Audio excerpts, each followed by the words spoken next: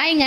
இன்னைக்கு மார்னிங் பிரேக்ஃபாஸ்ட்டுக்கு பார்த்தீங்கன்னா சப்பாத்தியும் காளான் குருமாவும் தான் செஞ்சுருந்தோம். ஃபர்ஸ்ட் ஒரு கடாய் வச்சுக்கோங்க. கொஞ்சமாக எண்ணெய், கடுகு, பட்டை, கிராம்பு, ஏலக்காய், கல்பாசி, பிரியாணி இலை போட்டுட்டு நல்லா பொரிஞ்சதுக்கப்புறம் 2 மீடியம் சைஸ் வெங்காயமும் கருவேப்பிலையும் ஆட் பண்ணிட்டு நல்லா வதக்கி விடுங்க. வெங்காயம் நல்லா கலர் சேஞ்ச் ஆனதுக்கப்புறம் இஞ்சி பூண்டை நான் தட்டி வச்சிருக்கேன், அதையும் இது கூட ஆட் பண்ணிட்டு நல்லா வதக்கி விடுங்க. வெங்காயம் பார்த்தீங்கன்னா நல்லா ப்ரௌன் கலராக வரணும், அப்பதான் இந்த டிஷ்ஷுக்கு சூப்பராக இருக்கும். 3 மீடியம் சைஸ் தக்காளியும் ஆட் பண்ணிட்டு நல்லா வதக்கி விடுங்க.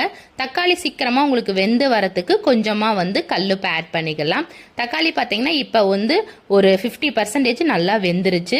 இப்போ நம்ம மசாலா ஐட்டம்ஸ்லாம் ஒன்று ஆட் பண்ண போகிறோம். என்னென்னு பார்த்தீங்கன்னா மஞ்சத்தூள், குழம்பு மிளகாய் தூள் 2 டீஸ்பூன், கரம் மசாலா 1 டீஸ்பூன், இது எல்லாத்தையும் ஒன்று சேர போட்டுட்டு நல்லா வதக்கி விடுங்க. தக்காளி பார்த்தீங்கன்னா நல்லா வெந்து வந்துருச்சு.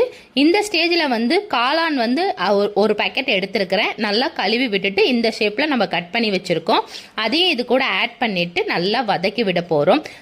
காளான்லேருந்தே உங்களுக்கு தண்ணி வரனால நம்ம தண்ணி எதுவும் ஆட் பண்ண தேவையில்லை.